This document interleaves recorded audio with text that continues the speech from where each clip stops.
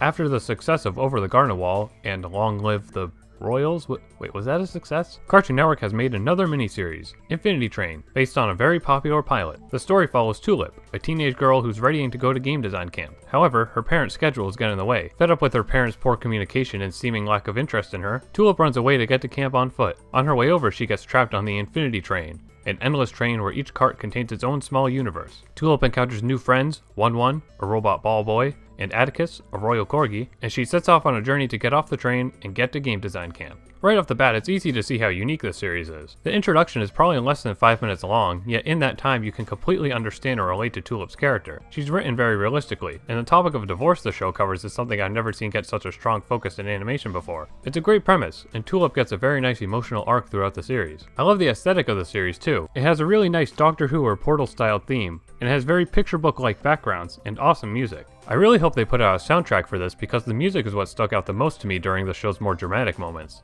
And I liked all the characters too, one in particular because he's like almost the same as Wheatley from Portal, and the world needs more goofy spherical robot characters. Now my cons with this show mostly come from the pacing of it. This is definitely a series that needs to be watched at least twice to get the most out of it. I think anyways. There were several times on my first watch where I was lost and confused, and I think I figured out what caused that. The show tries to create two big mysteries. The mystery of how the train works, and the mystery of what's going wrong with the train. But you can't understand what's going wrong if you don't even know how it works. You don't get the answer to either of those mysteries until the final 2 episodes, so whenever it foreshadowed stuff I just got confused because I couldn't tell if I was supposed to understand what it was showing or not. It's not really something like Gravity Falls where you can easily figure out the mystery before the end, because it doesn't give out clues in that same sort of way. I guess Over the Garden Wall told its story in the same way too. And it's such a short series that it doesn't really matter too much. Now maybe I'm the only person who feels that way, but it honestly doesn't even hinder the show that much because it's like, what, 2 hours long? I'm just sort of saying that as a warning, I guess. Though maybe the series would have benefited from being longer. I think because it's so quick and focuses only on Tulip's arc, you don't really get to see everything the writers wanted to show. Particularly, I don't think you get to see a lot of the train or the different cool worlds that they could have explored. There's a lot of talking about things that they did off screen, and I wish I could see those things, even if they weren't directly related to the mystery. I guess it's a compromise because if the show was longer, you'd get more attached to the characters, the mystery could be built differently, and you'd get to see more creative carts. But if the show went on for too long, it'd end up like Adventure Time, where people begin to lose interest because it seems like it's nothing but build up and distraction all the time. So I appreciate that they took the story in the miniseries direction. By the end, they definitely got to tell the story they wanted to. It certainly conveyed well enough to have an impact. It just feels like they sort of pressed the fast forward button on a show that should have been a little longer. The strongest point of the show for me was definitely the final 3 episodes. They're so amazingly dramatic that it pretty much makes up for all my gripes. I mean really, right towards the end, they did probably the most graphic out of nowhere thing I've ever seen on a Cartoon Network show. And that really surprised me, so it shot the show several points up in my book. The ending is definitely what made this show, for me anyways. Overall, even if it sounds like I complained a bit, I love this series. I only have those problems with the pacing because I wish I could love it even more. And despite that problem, it delivers a strong message through a creative and unique concept, with fun characters and a good amount of excitement and drama. And yes, I am aware of the thing that they announced at the end, but that's a spoiler, maybe? So I'm treating this series like it's self-contained. But I'm excited to see what might happen next. I'd love to see more of the show's world. Anything that can fondly remind me of the Portal series, Over the Garden Wall, and Gravity Falls is something great. I hope you check out the series if you're interested. The show's creator encourages everyone to watch the show from legal sources like iTunes or on demand. So please, if you can, watch it legally and give it support.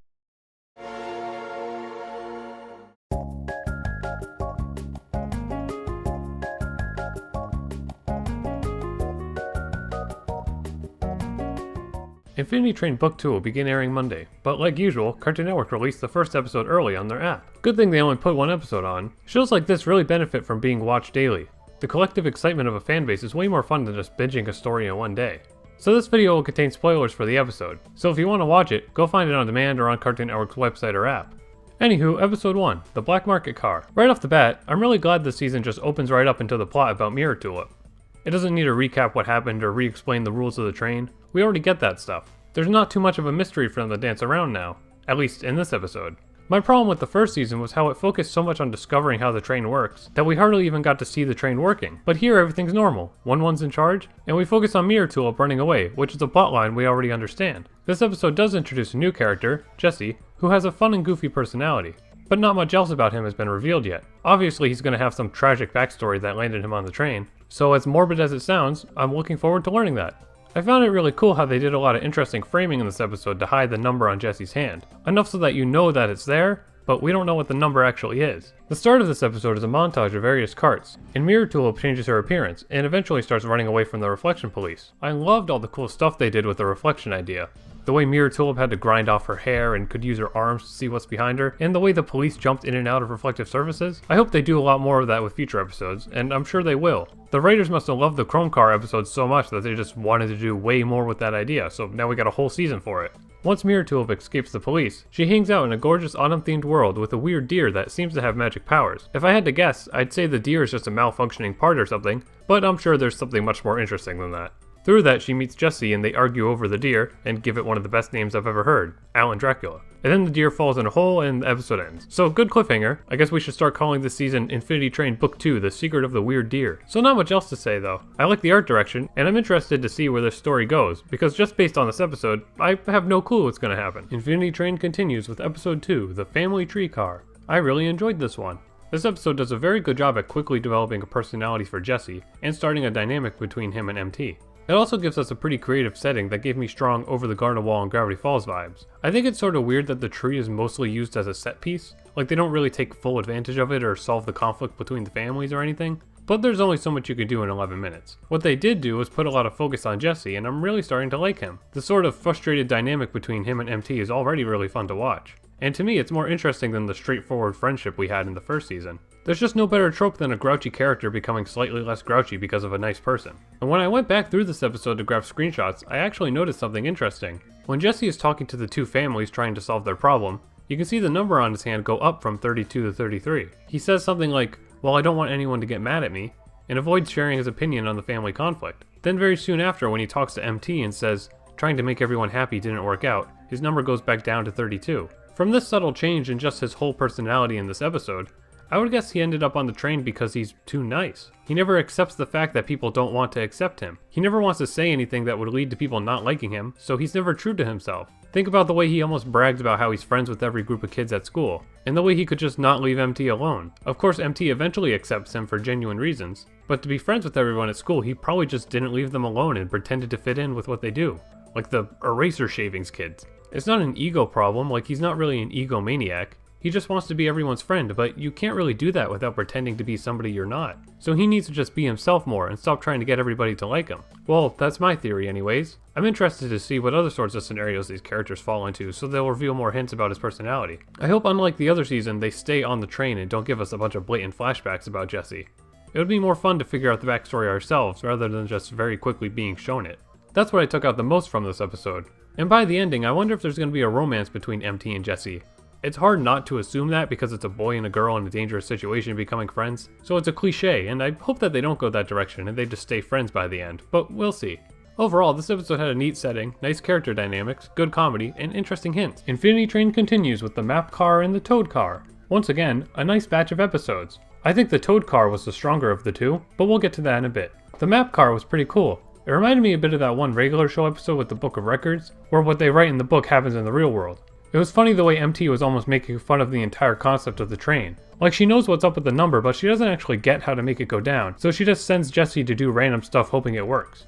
Of course though, we do end up learning more about Jesse's problem, and it's pretty similar to what I predicted before. He's too much of a pushover. He never does what he wants, he only does what others want from him. His swimming story was pretty sad, and also anytime swimming is brought up I can only think of the anime Free. Also the weird celery story Jesse tells is apparently based on something that actually happened to one of the show's writers, which makes that even funnier. The climax of this episode spurred up a bit too quickly, but again, with short episodes like this, it's hard to get the pacing quite right. But other than that, this was a fun one. Now the Toad car is a very standout episode to me. Like, for this whole series so far. It's a really nice mix of pleasantly weird, somber, and tense. I say this a lot, but it's very Adventure Time. Just the concept of there being this car that there's just a calm toad sitting there waiting to be kicked. That's hilarious, and almost more interesting and unique than some of the other grand cars we've seen. But the emptiness of the room and the bizarre scenario creates a perfect setting for the character drama here. Jesse is losing trust in MT. The reflection police are trying to convince him MT is evil, and Jesse doesn't want to get out because the only way to leave the room will make his number go up. It's such a great scenario, and by the end, Jesse and MT grow closer and Jesse's number decreases. I think the number goes down because he trusted himself to make a decision. He did what he believed was right, not what the police or MT wanted him to do. He listened to both sides of the story about MT and decided for himself which one to believe in. And the little backstory we get about Jesse's friends and his brother is really sad. I'm close with my family, so I guess stuff like that just really gets to me. I don't know. But yeah, I think it's fair to say, at least for me, even just from these 4 episodes we've seen so far, I'm enjoying this season more than the first one. There's just a lot more subtleties of the storytelling. It's no longer a mystery show, it's more of a buddy adventure in a strange world now. Infinity Train continues with the Parasite car and the Lucky Cat car. The Parasite car was really cool. I appreciate how it took place across multiple different cars, giving a variety of weirdness and beauty. This episode kinda just shows the growing friendship between MT and Jesse, and their affection for Mr. Alan Dracula. Seeing Alan's powers go haywire and him struggling to control himself was really awesome. Kinda horrific, but like, in a good way. It got me thinking just how much this series benefits from being animated. Like, this story wouldn't work unless it was a cartoon. The way everything is like kinda cute but also strange is just perfect here. The way Alan Dracula emotes couldn't have been done in any other art form. They're making me get emotional over a deer. Now let's just hope they don't do what they did to Atticus here, huh? We don't want Alan to end up like Bambi's mom. I also found it interesting how MT goes into depth about what happens if a prime dies. Things like that aren't just said to be throwaway dialogue. I mean, I don't think Tulip's gonna die, but something similar could happen, I don't know. What if Jesse dies temporarily, and then the Flex talk with his reflection, but Mirror Jesse knows how to save his own life? I don't know. This could have just been setting up the joke in the next episode where MT says she doesn't know everything about reflections, but probably not. When you write something that specific, there's gotta be some sort of foreshadowing involved. Or maybe it really does just mean nothing. Lucky Cat Car was interesting too. The way it's lit and the subtle music give it a nice atmosphere. It was a cute way to bring in some returning characters too, without needing to make them the focus of the story.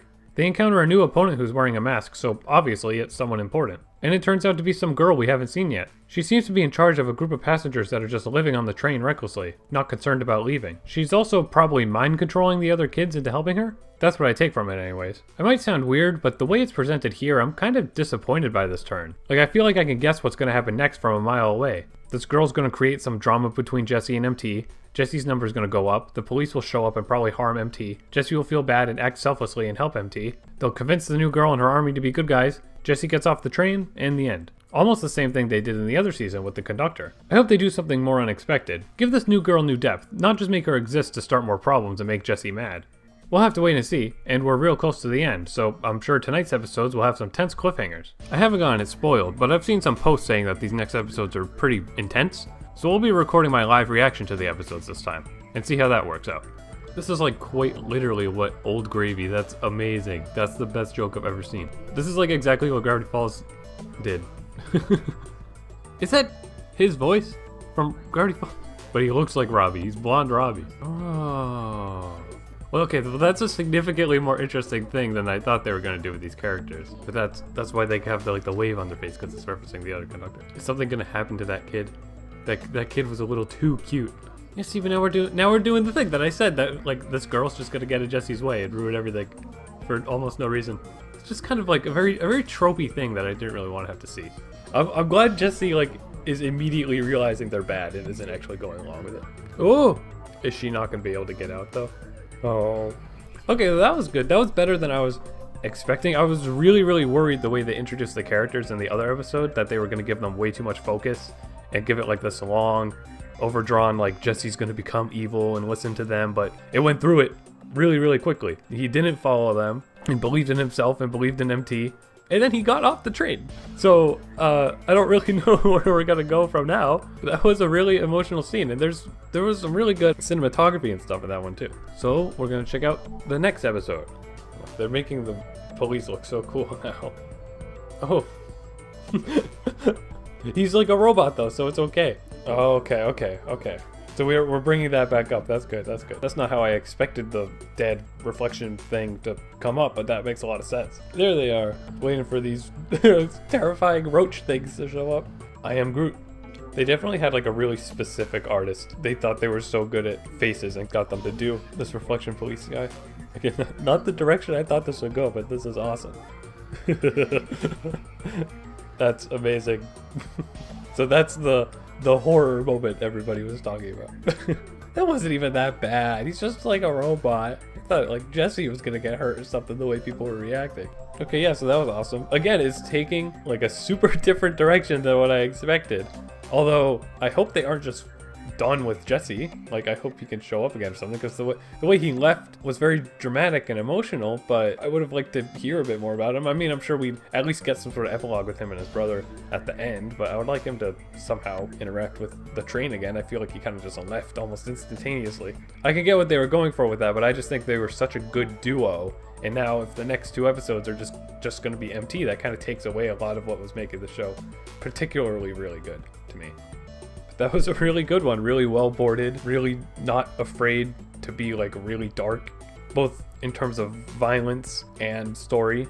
Having MT like question herself and like bring up this whole idea that everything on the train exists to help the humans, that kind of ties into the way those kids were treating everything too, and that makes it be a bit more unique than I expected just from yesterday's episode. So I wonder how it's going to end off.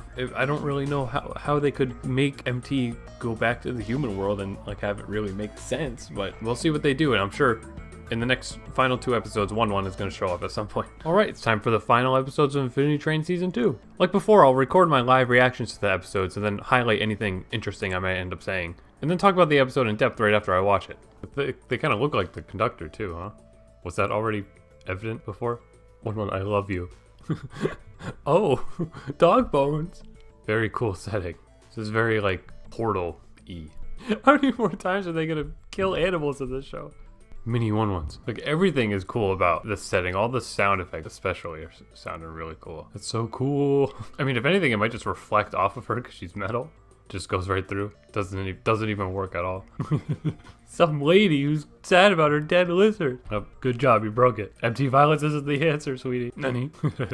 Well, that was really cool. That was a very cool setting. Cool to see how the train like really works, like they actually have in mind how the whole process starts and stuff. You know, I think it's great for them to not keep that a mystery and also make it very significant to the plot. But like everything about that setting was really cool, and it was really emotional seeing MT fail to get a number because she literally can't, because she doesn't deserve one, theoretically, in a way, because of what she is. And even seeing like those very, very brief glimpses of like those other passengers' stories was like so cool, and you could so easily like interpret entire journeys for those characters and stuff just based on those few seconds you saw there. So that was really cool to see, and 1-1 was adorable, like always. Well, let's move on to our final episode. Still making Beyblades? Porter? I played a lot of Death Stranding recently, so that term's in my head.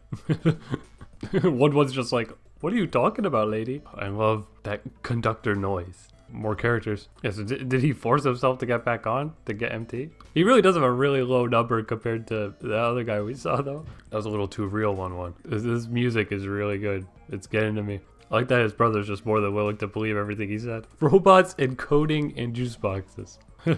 You broke the train! Oh no. Oh, I didn't even realize that. I love that 1-1 doesn't even care about like the emotional stakes. He just wants the train to work the way it should. Whoa, jeez. The 1-1 really just thinks like a computer. Like if it seems like it works, then he'll try to make it work. Well, now we just gotta hope that MT never runs into Tulip. Uh-oh. Oh, grass, grass, grass. Oh, that was so well animated. Oh, whoa! We never got animation like that in the first season. Well, that was really cute. First of all, there's some sort of interesting parallel there where Lake ends off looking at her reflection, but in season 1, Tulip ended off looking at the fact that she did not have a reflection. But yeah, wow, that was a great way to end things off. Definitely very dramatic. I'm glad 1-1 got like quite a bit of screen time. We got to see him act in a way that like he didn't before. Now that he's in control the way he should be, and he's just so focused on making sure everything works. It was funny to see him bugging out. It was really clever the way Lake was able to trick him and get themselves off. It was cool seeing them fight the last reflection police guy. And that bit of animation when she threw the grass through the door was like so amazing. Although now I have to wonder 1-1 meant when he said that thing about Alan Dracula there. But that was really good. I would definitely say, in my opinion, that that's better than the first season. If I had to rate this on my rating system, I'd probably give it an A-, which is the same rating I gave the first season. So maybe the first season should be a B+ instead, because I think this one is notably better. But that doesn't really matter too much. I'm sure if you're watching this, you've already watched the whole series and probably enjoyed it as much as I did. I think with this season, because all the mystery of the train and everything got revealed in the first season, they elaborate on that mystery that we already understand while giving us a really interesting new storyline with 2 characters who interact with each other in really funny and enjoyable, emotional ways. Here, it's just like a great character story with much more interesting settings and funnier comedy because of the way the characters are able to interact and stuff. Again, that bit of animation in that last episode with the grass like ups the rating significantly on this season. I think like just that alone very obviously gave me a lot of Portal vibes, which is good because that series is awesome and nothing really ever comes close, but this came close. So I loved it, and I hope you loved it too. I don't know if I'll do a full review of the entire season, or if it just makes more sense to have these individual episode reviews. I guess you guys can let me know about that. So let me know if you enjoyed these episodes and which season you liked better. I hope you enjoyed watching these videos as they came out. I didn't do this for the first season, but I figured it'd be a fun thing to try, and it definitely turned out good. You guys seem to like it. So I hope you enjoyed these videos and this season of the show. Alright, it's time to talk about Infinity Train Book 3, without a script, because it's more fun that way. The first thing I want to think about is how this one compares to the previous seasons. So I guess I should run down what I thought of them. I felt Season 1 was the weakest out of all of them so far. While Tulip has a really strong character arc and the story about having divorced families was handled really, really well, I just think it doesn't take much use of the concept, and One and Atticus aren't really that great of side characters. Maybe mainly just Atticus, I don't know, I didn't find him too entertaining. And there's just a lot of time spent not using the train, you know? For a show called Infinity Train, that season just has a lot of stuff outside of carts or looking in Tulip's memories and stuff. It just wasn't too imaginative. Book 2, on the other hand, was much more what I was expecting from this series. The main character dynamic with Tulip and Jesse was really funny. The sort of deeper parts of the train we get to see are way cooler than they were in Season 1. And just the general train cars are way more interesting and creative, and you just get to see more of them. They get more of a focus. Kind of the only thing I didn't like about this season was when the Apex showed up and just kind of created a conflict to separate the characters, because you just have to always do that when there's like a good character dynamic thing going on. But there was a lot of cool action with the mirror police, is that what they were called? I don't actually really remember. The guy getting hit by the wheel and stuff like that. That was great. Now, Book 3, you know, the more I think about it, the more I realize, like, it's probably absolutely the best book so far. But I think my personal preference is I still like Book 2 the most, but this is absolutely a really, really close second. So what makes this one so strong? Well, probably the drama and the characters. Like I just said, in Book 2, when the Apex were introduced, I didn't really like them because they just seemed like a plot device. Like, it was an interesting concept, and it was an interesting concept that was absolutely worth exploring further in the Book 3. But as they were in the previous season, they didn't have much character depth. But here, they go off.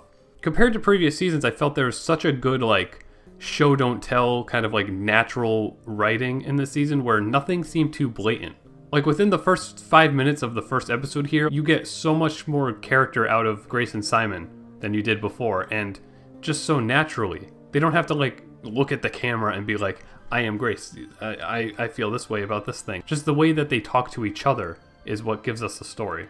And yeah, you know, it's not like the other seasons didn't do that too much or anything like that, but this is just something that I really, really like from stories. When they just throw you into it and you need to figure it out just by watching. They don't have to be super expositional about it, because that just gets boring. And if you can understand what's going on without the exposition, then having exposition like that makes it feel like it thinks you're stupid or something. But here, it's all totally natural. It's such a significant increase in writing and visual quality. Even just starting the season off with all the Apex kids absolutely destroying that musical car, like that was beautifully horrible. Ultimately, I think the first 2 episodes of this book aren't all that interesting. Once Hazel and Tuba show up, it gets way better. Hazel is adorable and wonderful, because one thing I was thinking about is it's sort of hard to write a little girl character that is that young and not make her very explicitly like a plot device to make the characters more parental and stuff. She feels like her own really, really fun, fleshed out character who is in no way annoying. I think the only thing that ended up making her feel like she was very much more of a plot device was the fact that she just kind of leaves with Amelia towards the end. But I guess that's probably not to clutter the plot, and I guess that's what Book 4 would end up being about if we got one. I wish she had a bit of a stronger conclusion, but other than that, she was hilarious. Tuba was great too, and my goodness, like, killing Tuba off like that, like, it takes a lot to get me anymore. Like, I feel like I've seen everything, you know, but that twist there really got me surprised. It was really, really well timed, and it's really, like, ominous as heck and evil. It was great, even though, you know, it genuinely hurt my heart a little bit, because if we go back to my reaction stuff, like, I was so excited that a monkey was going to be a main character because I love monkey. Is Tuba not like just the best like character design you've ever seen in your entire life? And Tuba was hilarious for the time she was on screen, and then they kill her. And I guess, that's the point, really. They got me good with that, and I'm surprised because usually stuff like that doesn't get me. That's just kind of what Infinity Train has been good at for basically all 3 of the books. There's always an element in there where it's like, it's something that I've never seen in a Western cartoon. Season 1's focus on divorced families. Season 2, just some of like the, obviously the violence with the Mirror Police. And also just Mirror Tulip's story about like learning to accept yourself and stuff like that. I think that was handled in a really interesting way. And then this season here, the fact that the main characters here are very clearly the villains. From the very start of the season, you're watching the villains of the show. And that's something I just feel like, media strays away from doing unless it's like, Joker, like an R-rated thing. They always feel the need to like very quickly make a character who's evil nice. Take Steven Universe, for example. I guess like they turn most major villains into like comic relief very quickly. They don't want a villain being a part of the cast without them being like cute. But here, we watch this progression of basically just Grace realizing, oh, maybe I'm like horrible. But you get to see them be horrible. Right in the first 2 minutes of the season, you get to see them being absolutely horrible. Yet, you want to watch them continue to be horrible and you want them to learn. And it's great. It's really well written. It gets you engaged. I'm just looking at the episode list now, and I have to say that the campfire car was probably my favorite episode. That's the one where Hazel has Tuba's funeral. That got me teared up. And it takes a lot to do that, but that was really, really well done. And a big part of that too is the visual aspect, like the storyboarding there, the kind of very, very somber, quiet tone of that, and the beautiful landscape backgrounds and stuff. Like it was leagues beyond anything we'd seen in previous seasons, honestly. And that's just what grabbed me so much about this one. It's what I've mentioned already, probably, that just everything is improved so much here. It's like jarring. If you watched just book 1 and then watched this one, you'd be like, what is this? I'm watching a completely different show. And that's a good thing. I love that Amelia ended up getting involved. Again, I wish that the sort of reveal of Hazel, that got a little more to it, but it was kind of just there to set up a new book and take Hazel out of the plot so that Grace and Simon could fight. But Amelia was a lot of fun. So I guess if I have negative things to say about this season, it's probably the ending and, I don't know, maybe the use of the cat as well. Or I guess Samantha's her name now. What I feel about the ending, I feel like this is probably something that everybody thinks, is the fact that Simon just becomes like an absolute like Marvel supervillain. It turns into like a good versus bad like Marvel movie for the last maybe 6 minutes of the season. And it's kind of jarring. It kind of like defeats a lot of the really nice like slow burn pacing that was going on, like developing Simon into like a villain and having Grace stray away. Like in that last episode, it just very quickly becomes like so obviously clear who's good and bad. It took quite a bit away. And it was just kind of jarring too that Simon like instantly was covered in numbers and his hair was down and stuff like it. He looked awesome. Like it was an awesome design, but it took me out for a bit because I was like, was Grace asleep for like 5 years or something?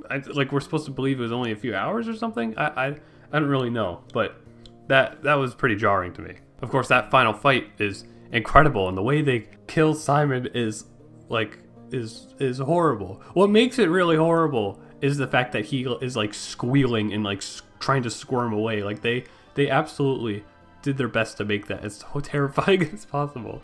You feel bad because you see his development prior to that too, but right at the end when he's a really obvious supervillain, it's almost like they had to make him so evil so that when they kill him you feel less bad. But the writing before makes me feel bad. So I don't really know what they were going for, because he just turns into a supervillain so fast. And it's badass, but it's not the best way to approach his ending. My other problem-ish kind of thing, maybe it's just kind of a personal thing, but the cat, like, she isn't an interesting character. I think it's cool that they give her a tie to Simon, but kind of like Hazel and Amelia's thing, like, this season does nothing but just make me wonder more about her. It just gives you more questions to ask about the cat. It doesn't really give any sort of resolution to her character at all. So it seems like a very obvious lingering plot thread, and I guess that's probably what bothers me. I think she couldn't have been in the season. They could have thought of other ways to like get Simon the memory tape, and maybe that just would have been better. Kind of seems more like fan servicey that she shows up again, but not really service to me because I don't really find her all that entertaining. But I guess that's kind of just my main things to say. I don't think I've mentioned yet just how nice the cars are.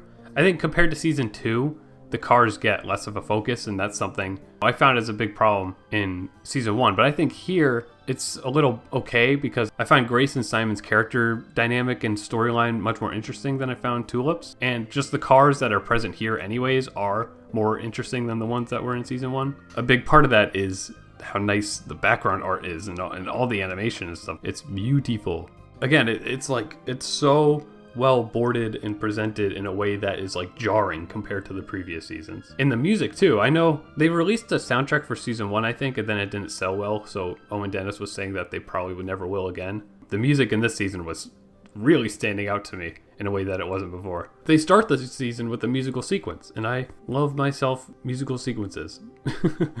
But yeah, I guess that's all I have to say. Kind of just general thoughts, things that were on my mind. It's been a few days since I watched it, so maybe I forgot some stuff that I actually thought was significant. But overall, like, definitely quality-wise, this is the strongest book of the bunch, and it's one of the most strongest Western animations I've seen in a very long time. I think I prefer book 2 just because it has a little more imagination to it. It has that slightly like quirky vibe that I prefer over the very, very serious vibe that book 3 has. And book 2 just feels more conclusive as well. Book 2 could have ended and then they could have never made more Infinity Train. But book 3 leaves a lot of dangling things that is like, okay, I guess we need more Infinity Train now. And then, you know, this series is kind of in jeopardy right now. But this is really, really strong. This is an amazingly strong series. I'm sure everybody knows that. I mean, you must have watched it because I just spoiled everything. But if I had to rate this season, I'm going to come up with this on the fly right now, actually. Maybe this is too high. I think this series is an A. I gave book 2 an A-. It's definitely like personal preference. I prefer book 2 to this one, but I can very, very clearly recognize that this one is quality-wise better than book 2 is. So it's an A. I'll say this is an A. But what did you think about Infinity Train Book 3? Let me know, and make sure you watch it on HBO Max so we can get another season, because there's a lot of things that I want to see from this show. Hope you enjoyed.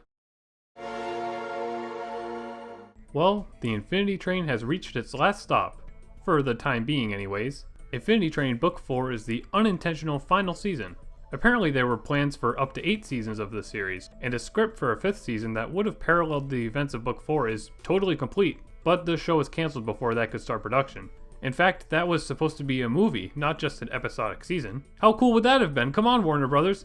While we're all grinding our teeth and clenching our fists, let's just appreciate what we've got. Continue to support the show by legally streaming it on HBO Max, and making tweets and fan art and all that stuff. That support is what made this show go into production in the first place, I think. Even though this wasn't meant to be the end, let's talk about Infinity Train Book 4. This season once again focuses on 2 passengers going through the train together, Mingi and Ryan, 2 old friends who grew up wanting to be musicians, but eventually split up later in life. The 2 end up going on the Infinity Train at the same time, and even their numbers seem to be exactly the same. Book 4 starts similarly to Book 1, where we see an entire explanation of how the 2 ended up on the train. Dare I say that first episode is even my favorite episode of this whole season. It's really cute how they so quickly put their story together, and they do this really creative split screen effect to show off the characters' lives simultaneously. The struggles they face and the way they're portrayed here are really grounded, and I love that about it. Episode 1 is almost like the Tale of Two Stands episode of Gravity Falls, if it was condensed into 11 minutes. It's a really great setup. Of course, eventually, Min and Ryan end up on the train, and they need to get themselves off of it. They meet a talking bell named Kez, who actually explains the whole situation to them. So, unlike other past seasons, right off the bat, our protagonists here know that they need to work to develop themselves and lower their numbers. This creates an interesting dynamic where they don't know what their problem really is. Their numbers barely budge, and they fluctuate a ton because the 2 just can't work together properly, or be truthful to each other. There's one climactic moment towards the middle of the series that really surprised me. A character makes a pretty dark and selfish decision, and it's conveyed just using visuals, no dialogue. It was really cool. I think Book 4 has some really great train carts for the characters to navigate. Not only are they just creative and like super weird, but each cart they visit ends up having an impact on the plot progression, which feels new. I feel like in the past seasons, the carts just served as set pieces for emotion. They focus too much on aesthetics, like this cart is lonely feeling because this character needs to have a lonely moment here. Book 4 has really bizarre, almost like regular show style carts. You can't predict what character development they'll lead to. The weirdness on display here is definitely really appealing to me.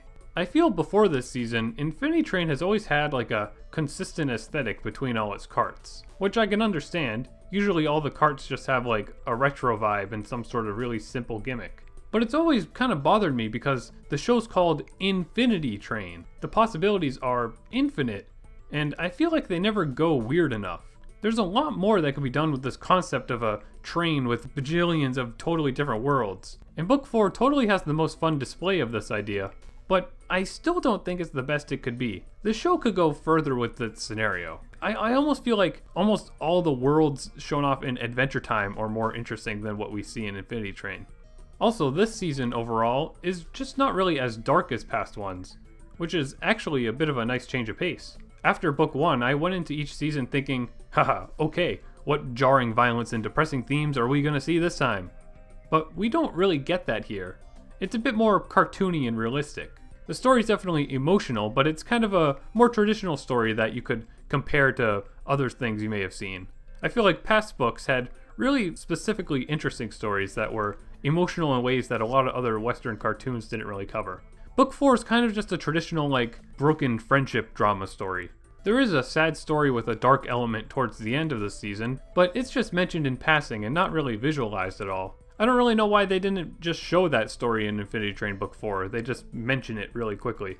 I would say the primary thing I enjoyed from Book 4 was the fact that, for basically its entire duration, we're just watching two characters go through the train the way it was meant to be used. That's something I've wanted from this show for a long time. No big focus on lore, just seeing the characters develop while going through cool carts. And like I said before, this season definitely has the most fun and weird carts. I feel like I'm probably alone on this opinion, but the past seasons of Infinity Train were just very self-absorbed with discussing the lore and moral ambiguity of the train. I think those mysteries or those questions would have had a much greater impact if the show started out with something like Book 4, where there's not an inherently obvious mystery to what's going on. Book 1 was a pretty good start, though maybe Book 4 should have been made before Book 2? Book 1 sits weird with me because its big mystery is, what does Tulip's number mean? I was able to figure out the answer to that myself after episode 2 of Book 1. But then suddenly within the final 2 episodes, it shifts focus and it's like, no, the mystery of the train was that the conductor wasn't the real conductor. And then you get Amelia's whole backstory thrown into a whole episode, which is, you know, a good story, but it feels really out of place for an introductory season. Like, how are we supposed to be able to predict that the conductor was fake if we had literally zero context as to how the train was supposed to function? There could have been a greater air of mystery if this was all paced out differently. The story progression the way it is now is just kind of too direct for my tastes. You aren't really left wondering about anything, you're always quickly given answers, even to questions that you didn't have. Like again, the sudden answer that like, oh, the conductor wasn't the real one. I didn't even think for a second that that was a thing that would be important. Like supposedly one of the future books that isn't in production was going to be about Amelia. And if that was just going to be the story of like Amelia taking over the train, why would we care to watch that? Like it would be cool as heck, yeah, but it wouldn't be anything new unless they threw in a bunch of new train mechanics that we don't know about, like the actual inner workings. But still, overall, it would kind of just show us events that we already know about through Book 1's backstory and little pieces from Book 3 as well. So what would we really gain from seeing Amelia's story covered again? I would almost rather just see another story like Book 4 where it's just a new dynamic of characters solving their problem. I don't know why the world of the train just doesn't interest me that much. I don't really want the train to be explained, I just want to see it working out. But it seems like the writers only want to explain the train. I feel like leave that kind of stuff up to the fans and just make the show an interesting show about unique worlds and character dynamics. But anyways, what I was getting at before is that Book 4 lacks context in a good way. It doesn't focus on the greater lore of the train, which, in turn, would have made it a very mysterious season if it came out before we knew how the train fully functions. It could have created so much more fun theorizing and questions and tense, mysterious moments. But the way it is now, like, we watch Book 4 and we're just kind of like, hey, I know what's going on there because I watched the 3 other seasons before this one, because of course I did. I wouldn't watch Book 4 first. All this too just makes me feel like the story's paced weird, and now it makes Book 4 really seem very obvious that it was not an intentional ending. There's nothing really grand, exciting, or surprising about it. Book 4 has a great story with great characters, and it concludes in a heartfelt way, but this is absolutely not the ending of this show, and it sucks that we may never see that real conclusion ever. This isn't even a criticism because, it's not the show's fault that it had to end this way, but a lot of viewers, even the ones who are unaware that this is the final season, like ones that aren't engaged in fanbase or anything, are probably really going to notice that this is a weird place to end things. Anyways, just a few other thoughts about this season. The music is great as always, though I do wish there was more vocal music here. It's kind of just a personal preference thing, but I love when vocal songs are used to push stories forward. And this season is literally about 2 musicians, and there's only 1 or 2 big musical moments, really only one towards the end. Sure, the 2 characters don't really like each other much anymore, so why would they sing together throughout the season? That makes sense, but it just could have been cool. And maybe they could have sold another soundtrack to promote the show and get some sales. Apparently the first soundtrack sold really poorly, but they did release this season's big song moment as a single. So, as weird as it sounds, if you want to support the show, you should go check that out. There's not really much Infinity Train stuff to purchase. I guess this ties into singing too. The voice acting in this season is also great. Mingi and Ryan's actors work really well together. I really like Ryan's voice specifically. He had some fun delivery and, I don't know, he just has a cool sounding voice. The talking bell Kez is voiced by Minty Lewis, who also voices Eileen in regular show, so that was immediately recognizable to me. She does great, but admittedly I found her character kind of annoying. She has some funny one-liners, everyone's talking about this one scene where she says something about someone being hot. Yeah, that's a great line, that gets a great laugh. Kez is a character who's constantly messing things up and being weirdly vague, so she's kind of intentionally annoying, I guess. She has a sweet story by the end, but the first few moments with her, I was just kind of annoyed by her. I think it's probably because, I feel almost specifically even just for her first appearance, she talks really slowly, and she says between every word. I mean, I literally do that same thing all the time myself, but it's annoying to listen to. You guys don't know how many likes I need to remove from all my audio recordings. Book 4 is not the ending this show deserves, but it's still a heartfelt and worthwhile journey. It's unique compared to the past seasons. I appreciate that it's not as dark as previous stories, and also that it doesn't put the train's lore before the character development. Here we just see 2 interesting and fun characters working together to solve their personal troubles, while also going through some bizarre and entertaining parts. This season is worth a watch for sure. If you want my thoughts on the previous seasons of Infinity Train, you could check out my previous reviews. I'll also be posting a compilation video soon with all of my Infinity Train reviews put together into one video. That will be a pretty long video since I reviewed Book 2 episodically, but I hope you enjoy it. To summarize my thoughts, I rated Book 1 with a B+. It covers an important topic, but the way the mystery progressed was a bit odd to me. I wasn't totally hooked on it. I rated Book 2 an A-, a big step up from Book 1. I love the new focus on 2 passenger characters, and it had some very cool sci-fi elements and a very fantastic thematic message that was done really well. I rated Book 3 with an A. Once again, I love the focus on 2 characters, and the drama and darkness present throughout this season was really different from what we usually get with Western animation. It might even be too much of a weirdo, uncomfortable downer sometimes though, honestly. This season does have a happy, hopeful ending, but the ending definitely ended up feeling really rushed. And lastly, Book 4 is a B+. It's a unique and pure character story. There's no grand mystery. It's just 2 fun characters going on a quirky, emotional journey. It's a very pleasant watch through, but honestly, aside from the fun characters, cool carts we see, and some elements of the theme that goes on here, it doesn't feel all that special when compared to past seasons. But now, what do you guys all think about Infinity Train? I'd love to see more of the show someday, of course, so hopefully that can actually end up happening someday. Just keep supporting the show in any sort of way you can. Make fan art, comment on HBO Max's posts, watch it on HBO Max, all that stuff.